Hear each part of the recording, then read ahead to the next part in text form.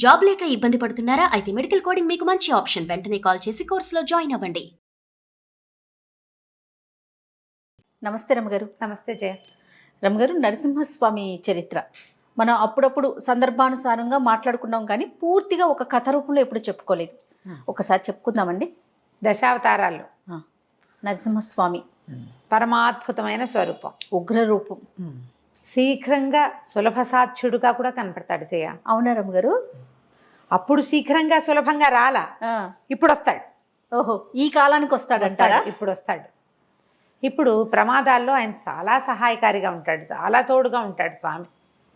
ఎంత హాయిగా, ఎంత ప్రసన్నంగా ఉంటాడో. నరసింహ చరిత్ర చెప్పాలంటే ముందు దశావతారాలు చెప్పుకోవాలి కదా. మత్స్య కూర్మ వరాహ అవతారాల తర్వాత ఈ మృగపతి అవతారాన్ని ఎత్తాడు ఈయన. నరమృగ రూపుడు, సగం మనిషి సగం మృగం. దీనికి ముందున్న స్వరూపం వరాహ స్వరూపం కదా. ఇవి రెండు ఇంటర్లింక్డ్గా కనిపిస్తాయి. వరాహ స్వరూపము, నరసింహ స్వరూపము లింక్ దగ్గరగా. పూర్వం ఇప్పుడు జయ విజయులు అని విష్ణుమూర్తి యొక్క పార్షదులు, వాళ్ళ వాకిట్లో ఉండేటువంటి కాపలాదారులు. సనక సనందనాదులని నలుగురు మనుషులు. సనక సనందన, సనత్కుమార, సనత్ సుజాతులు. వాళ్ళు బ్రహ్మ కుమారులు, మానసపుత్రులు. బాలురుగానే కనపడతారు. మాకు జ్ఞానమే, వాళ్ళని సృష్టి చేయమంటే మేమేం చెయ్యం, మాకు జ్ఞానమే కావాలన్నారు వాళ్ళు. తర్వాత సృష్టి బ్రహ్మ చేసుకున్నాడు. ఈ బాలురుగా ఉన్న వాళ్ళు ఒకసారి వచ్చి విష్ణుమూర్తిని చూడబోయారు. స్వామివారు ఏకాంతంలో ఉన్నారు కాబట్టి ప్రవేశం కుదరదన్నారు ద్వారపాలకులు. వీళ్ళ కోపం వచ్చింది, మాకడ్డేమిటి అని చెప్పి విష్ణు సేవ మీ ఎందు ఉన్నదని ఇలాంటి అహంకరించారు కాబట్టి స్వామి సేవకి దూరం అయిపోండని శపించారు. తర్వాత విష్ణువు లేచి వచ్చి వాళ్ళని బలకరించి ఈ సేవా భాగ్యం లభించదని దుఃఖంతో కుమిలిపోతున్న జయ విజయులకి ఈ శాపానికి ఒక చిన్న సడలింపు చేశాడు. భక్తులుగా 10 జన్మలు ఎత్తుతారా, శత్రువులుగా 3 జన్మలు ఎత్తుతారా? నాకు భగవంతుని భక్తులుగా 10 లేదా 100 జన్మలని కూడా ఒక పాఠభేదం కనపడుతుంది. భగవంతుని భక్తులే, స్వామి మీద ప్రీతున్న వాళ్ళే కొన్ని జన్మలు ఎత్తాలి అలాగా. లేదా శత్రువులుగా స్వామిని ద్వేషిస్తూ ప్రభుద్వేషంతో 3 జన్మలు ఎత్తుతారా అంటే 3 జన్మల్లో తిరిగి వచ్చేయచ్చని జయ విజయులు ఇది కోరుకున్నారు. వాళ్ళు 3 సార్లు పుట్టారు. 3 సార్లు విష్ణుద్వేషులు ఎప్పుడూ దైత్యులే, రాక్షసులు. దేవతలు విష్ణువు యొక్క అన్నదమ్ములు, ఆయనతో పాటు ఉండేవాళ్ళు. విష్ణుద్వేషులుగా పుట్టాలంటే రాక్షస జన్మ అయితే ఆయన చేతిలో మరణం సంభవించే అవకాశం కూడా లభిస్తుంది. ఎందుకంటే హరి రాక్షసాంతకుడు కాబట్టి. అప్పుడు వీళ్ళు ఎలా కోరుకున్నారు? 3 జన్మలకి కోరుకున్నారు. మొట్టమొదటి జన్మ వాళ్ళు హిరణ్యాక్ష హిరణ్యకశపులుగా జన్మించారు. మళ్ళీ ఎవరికో పుట్టల, ఈ విష్ణువుకి దేవతల తండ్రి అయిన కశ్యప ప్రజాపతికి జన్మించారు. వాళ్ళ పరంపరలోనే హిరణ్యాక్షుడు, హిరణ్యకశపుడు. వీళ్ళు బ్రహ్మదేవ కోసం విపరీతంగా తపస్సు చేసి వేరువేరు వరాలు పొందారు. పొంది విపరీతమైన వరగర్వంతో ముందు హిరణ్యాక్షుడు అతను ఏం చేశాడు? భూదేవిని ముంచేశాడు, సముద్రంలోకి పట్టుకెళ్ళి పడేసేసాడు. ఆమె నన్ను ఉద్ధరించండి ప్రభు అని కేకలు పెడితే ఈ నీటిలోకి వెళ్ళగలిగే జంతు స్వరూపాన్ని ఎత్తి విష్ణువు హిరణ్యాక్షుడిని సంహరించి భూమాతని భూదేవిని పైకి తీసుకొచ్చాడు. అదే ఆదివరాహ స్వరూపం. ఆ ఆదివరాహ స్వరూపాన్ని ఆశ్రయిస్తే భూ సంబంధమైన సమస్యలు తొలుగుతాయని చెప్తారు వరాహస్వామి. తర్వాత ఎప్పుడైతే హిరణ్యాక్షుడు చనిపోయాడో ఈ హిరణ్యాక్షుడిని చంపినటువంటి హరి మీద పగ తీర్చుకోవడం కోసం హిరణ్యకశిపుడు ఇంకా తపస్సు చేశాడు, ఎంతో తపస్సు బ్రహ్మ కోసం. అప్పుడు విపరీత వరాలు పొందాడు.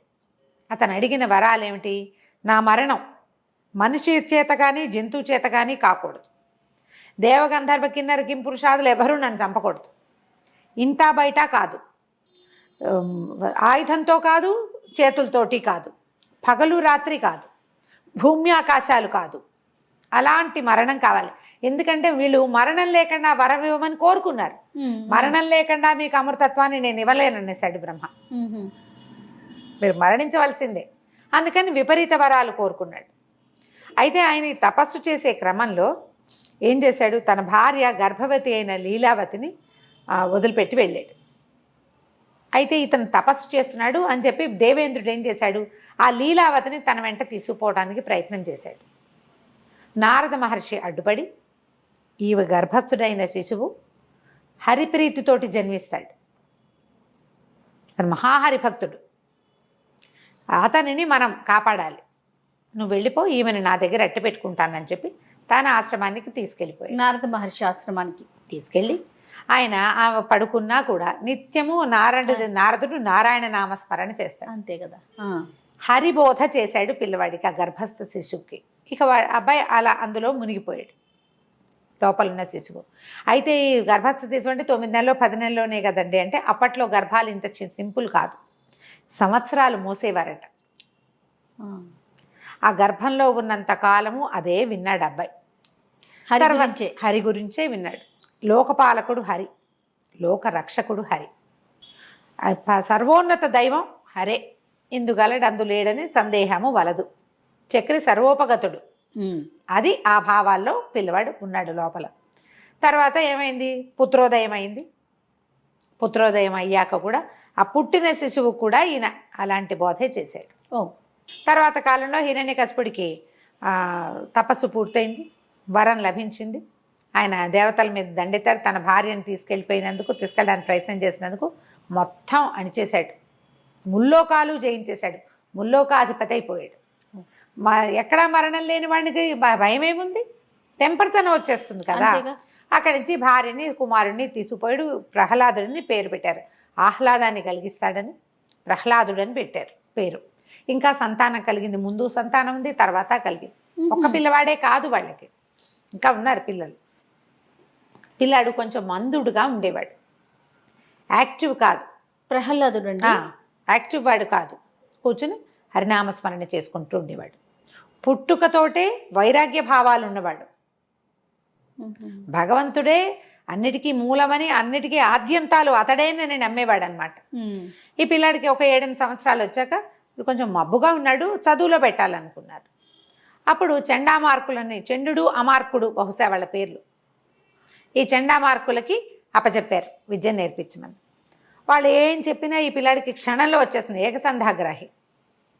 కానీ హిరణ్యకశిపాయ నమః అని తండ్రిని పూజించాలని, తండ్రి సర్వోత్కృష్టుడని అంటే ఒప్పుకునేవాడు కాదు. ఈ దేహాలు పోయేవేవి, ఎప్పుడూ నిత్యుడుగా ఉండే భగవంతుడిని చూడాలి కానీ అనిత్యమైన మనల్ని ఎట్లా పూజిస్తాం, మనుషుల్ని పూజించకూడదు. రాక్షసుడైతే ఈయనకి మరణం తప్పదు ఎప్పుడో ఒకప్పుడు, నిత్యుడు కాదు కదా. మనం ఉన్నా లేకపోయినా ఉండేవాడు భగవంతుడు, నేనున్నప్పుడు ఉండేవాడు దేవుడేట అవుతాడు, అట్లా కాదు. ఇతను ఏం చేశాడు, పిల్లవాడు తన చుట్టుపక్కల ఉన్న వాళ్ళందరికీ హరిబోధ చేయటం మొదలుపెట్టాడు.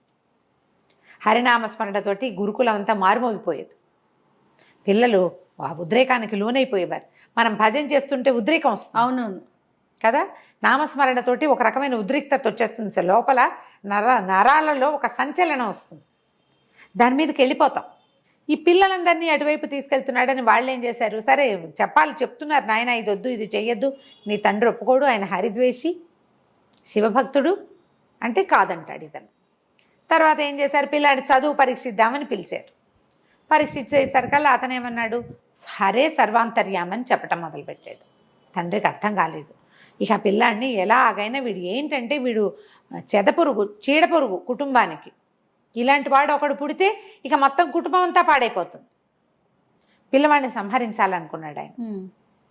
నాకు ఇంటికి ఎక్కడ వేర్పురుగు ఉంటే ఇల్లంతా మొత్తం చెట్టంతా పోతుంది, నా కుటుంబం అంతా నాశనం అయిపోతుంది, మేమంతా హరిద్వేషంతో ఉంటే వీడొక్కడు ఎందుకు హరిప్రేమికుడుగా ఉండాలి. వాడిని చంపడానికి రకరకాల ప్రయత్నం చేశారు, విషం ఇచ్చారు, ఏది ఇచ్చినా హరినామ స్మరణతోటే స్వీకరించేవాడు. ఏనుగులతో తొక్కించడానికి ప్రయత్నం చేశారు, కొండల మీద నుంచి పడేశారు, అగ్నిలో పడేశారు, పెద్ద పెద్ద పాములతోటి కరిపించారు. ఏం చేసినా అతనికి మరణం రాల, ఏది ఇచ్చినా అతని లోపలికి వెళ్ళిపోయేది. ఆ భగవన్నామస్మరణే అతన్ని రక్షించేది. ఇక విసిగిపోయాడు తండ్రి. విసిగిపోయి ఒకనాడు తండ్రి కొడుకు వాదించుకున్నారు బాగా. చిన్న పిల్లవాడే, 10-12 ఏళ్ళు వచ్చింటాయి, అంతకంటే వయసు ఉన్నట్టుగా కనపడదు కథల్లో. మన సినిమాల్లో అయితే మరీ చిట్టి పిల్లవాడిగా చూస్తాం, అంత చిట్టివాడు కాదు, కొంచెం రాజ్యం చేయగలిగే ఆలోచన వచ్చే వయసు వచ్చిందనే అనిపిస్తుంది. తండ్రి తర్వాత అతనే రాజయ్యాడు కాబట్టి. తర్వాత ఒకరోజు పిలిచాడు, ఇద్దరు మాట్లాడుకున్నారు. మాట్లాడుకున్నాక ఆయన అన్నాడు, నువ్వు సర్వాంతర్యామంటావు, ఎక్కడున్నాడో పిలువు, నాకు చూపించు. అసలు ఇప్పటిదాకా ఎదురే పడలేదు, ముల్లోకాలు చూశాను నేను. ఎక్కడ చూసినా వాడు ఎక్కడున్నాడో మాకు కనపడలేదు, నేను చూడలా. అతన్ని చూసి అతన్ని సంహరించాలని కోరిక. మా అన్నయ్యని చంపేశాడు, నేను చంపాలి అతన్ని, చూపించు, నువ్వు ఎక్కడ చూపిస్తే అక్కడ చేస్తాను. ఇప్పటిదాకా అతని పేరు వింటాం, అతని ఇది వింటాం తప్పిస్తే నేను ఏనాడు అతన్ని చూడలేదు. అంటే నువ్వు చూడాలి అన్న దృష్టి లేదు నీకు. సర్వాంతర్యామి, ఎక్కడ పడితే అక్కడే ఉంటాడు. అసలు ఆ శ్లోకమే, ఆ పద్యమే అది. ఇందుగలడు అందులేడని సందేహం వలదు చక్రి సర్వోపగతుడు. ప్రతి చోట భగవంతుడు ఉన్నాడు, నీలో నాలో కూడా ఉన్నాడు. అయితే ఆయన మంటగా కోపం వచ్చిందనమాట. ఒక స్తంభాలు ఉన్నాయి వాళ్ళు ఉన్న సభా ప్రాంగణం, ఈ స్తంభంలో ఉన్నాడంటే ఎక్కడైనా ఉంటాడు, చూడు నువ్వు అనేసరికల్లా ఇప్పుడు హరి నాకు కనపడాలి, కనపడకపోతే నేను చంపుతానన్నాడు పిల్లవాడిని. ఈ గద పెట్టి ఆ స్తంభాన్ని పగలగొట్టాడు.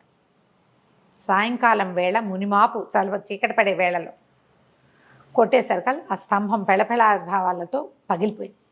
పగిలి అందులోంచి సమయం ఆసన్నమైంది కాబట్టి భగవంతుడు ఇట్లా 2 స్వరూపాలతో, సింహపు ముఖము మానవ దేహంతో బయటకు వచ్చాడు. ఆశ్చర్యపోయాడు హిరణ్యకశిపుడు.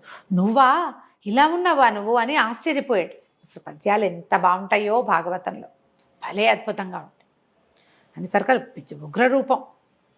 అది వచ్చిన స్వరూపము, నువ్వు ఏదైనా కొట్టితే ఒక చోటకి వేడొస్తుంది కదా, ఎక్కడో కొట్టావు, పటా కొట్టావు, కొట్టిన చోట ముట్టుకో, నువ్వు చేత్తో కొట్టినా వెచ్చబడుతుంది. ఒక గంట మనం ఒక చోట కూర్చుంటే మనం కూర్చుని నేలే వెచ్చబడుతుంది. బాగా చెప్పారు కదా. అవునండి. ఈ స్తంభాన్ని ఇనప గదతోటి, లోహపు గదతోటి కొట్టి ఒక తీక్ష్ణతని, వేడిని కల్పించాడు హిరణ్యకశిపుడు. ఆ వేడిలోంచి పుట్టిన భగవంతుడు మహోగ్ర రూపంతో వచ్చాడు. ఆ ఉగ్రరూపం చూసేసరికి వణికిపోయాడు పిల్లవాడు. ఇది ఇలాంటి స్వరూపంలో భగవంతుడు ఉంటాడని తెలియదు అతనికి. ఆ పాలకడల్లో ఎక్కడో పడుకుని ఉంటాడు, అలాంటివే తెలుసు. భగవంతుడు ఎలా ఉన్నా భగవంతుడే. మనకు భయం వేస్తుంది కానీ నారాయణ నారాయణ అంటూ పక్కకి తప్పుకునేసరికి ఈయన ఏం చేశాడు, ఈ రాక్షసుడితో యుద్ధం చేశాడు. కానీ హిరణ్యకశిపుడు ఓటమిని అంగీకరించాల. గద తిప్పి ఆయన మీదకి పడ్డాడు యుద్ధాన్ని. పడేసరికి ఈయన ఒక దెబ్బ కొట్టి అతన్ని ఈడ్చుకెళ్ళాడట. ఈడ్చుకెళ్ళి కరెక్ట్గా గుమ్మం మీద కూర్చున్నాడు. ఆ గుమ్మం మీద, అది ఇల్లు కాదు, వాకిలి కాదు, అతను ఎత్తి తన తొడల మీద వేసుకున్నాడు. భూమి ఆకాశాలు కాదు, భగవంతుని తొడల మీద ఉన్నాడు అతను, గోళ్లతోటి. అది సాయంత్రం కాదు, పగలు కాదు, రాత్రి కాదు, సాయంకాలం మునిమాపు వేళ చీకటి పడే సంధ్యా సమయంలో. ఈ చేతులు కాదు, ఆయుధం కాదు, గోళ్లతోటి చీల్చి అతనిని సంహరించాడు. ఈ సంహరించేసరికల్లా ఆ ఉగ్ర రూపం చూస్తే వణికిపోయారు అందరూ. ప్రపంచం చాలా స్తంభించిపోయినట్టు అయిపోయింది. మొత్తం దేవతలంతా దిగి వచ్చేసారట. ఆయన్ని శాంతింప చేయలేపారు. ఆయన ఎంత ఉగ్రంగా ఉన్నాడంటే, ఆహారం తీసుకునే వేళ సింహం ఎలా ఉంటుంది, భక్షించాడని చెప్పం, గోళ్లతోటి చీల్చి సంహరించాడు. అవును అవును. అయితే వాళ్ళు ఏం చేశారు, బ్రహ్మాది దేవతలంతా వచ్చేసారు. లక్ష్మీదేవి కూడా వచ్చిన ఆయన శాంతించల. ప్రహ్లాదుడి కోసమే వచ్చాడు కాబట్టి అతని ముఖం చూస్తే శాంతిస్తాడని అతన్నే ముందుకు నెట్టి అతనితోటే ప్రార్థన చేయించారు. ఉగ్రత తగ్గిన స్వామి అక్కడ నిలబడల. ఆ విచిత్ర స్వరూపంతో ఆయన బయటికి వెళ్ళిపోయాడు. ఎప్పటికో శాంతించాడని చెప్తారు. అలా వెళ్ళిన ఆయన సింహం ఎందులోకి వెళ్తుంది, అడవుల్లోకి, కొండల మీదకి వెళ్ళిపోతుంది. అట్లా మొత్తం ఆయన సంచరించిన భూభాగాలన్నిట్లలోనూ ఒక్కొక్క దేవాలయం నిర్మించబడిందని చెప్తారు. అట్లా ఆయన సంచరించిన ప్రాంతం బయటికి వెళ్ళిపోయి సంచరించాడు. ఎక్కడెక్కడ ఆయన ఆగాడో వెళ్ళిపోయాడు. ఎక్కడ ఆగాడో అక్కడ ఒక ప్రత్యేకమైన దేవాలయం, ప్రత్యేకమైన కథ వచ్చింది. సింహాచలం కాదు, మనకి అహోబిలం. ఆ అహోబిలంలో ఆయన అసలు అది జరిగిందే అహోబిలంలో ఉంటారు. అహోబిలం మనం కొండ మీదకి పైకి వెళ్తుంటే ఒక పెద్ద ఇది కనపడుతుంది, సభాభవనం అంతా పగిలిపోయి ముక్కలుగా. అసలు అదే హిరణ్యకశిపుడి భవనం అని చెప్తారు. ఎంత పెద్ద పెద్ద కట్టడాలుగా కనిపిస్తుంది. పైన ఉక్కు స్తంభం అనే ఒక స్తంభం ఉంది, ఉగ్రస్తంభం. ఆ స్తంభం నుంచే స్వామి ఆవిర్భవించాడని కూడా చెప్పబడుతుంది. అహోబిలంలోనే ఈ కథ జరిగిందంటారు. ఆయన ఎన్నో ప్రాంతాల్లో, అటవీ ప్రాంతాల్లో సంచరిస్తే ఆ సంచరించిన చోటల్లా ఒక్కొక్క దేవాలయం చొప్పున చాలా ఉన్నాయి. పెంచెలకోన అలా బోల్డన్ని దేవాలయాలు ఉన్నాయి. ఒకసారి నరసింహ క్షేత్రాలన్నీ లైన్గా చెప్పుకుందాం. తప్పకుండా అండి. అక్కడి నుంచి ఏమైంది, లక్ష్మీదేవి శాంతించలేదు, ఆయన ఉగ్ర రూపంతో తిరుగుతున్నాడు.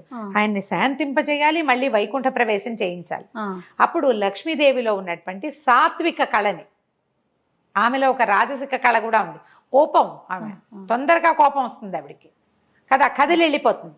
ఆమెలో సాత్విక కళ ఉంది. ఆ సాత్విక కళని చెంచులక్ష్మి రూపంలో జన్మింపజేశారని, ఒక చిన్న బాలిక రూపంలో ఆ సాత్విక కళకి ఆకర్షితుడై ఆయనలో ఉన్న ఉగ్రం తగ్గిపోయిందని చెప్తారు. చెంచులక్ష్మిని వివాహం చేసుకుని ఆయన శాంతపడిపోయాడు.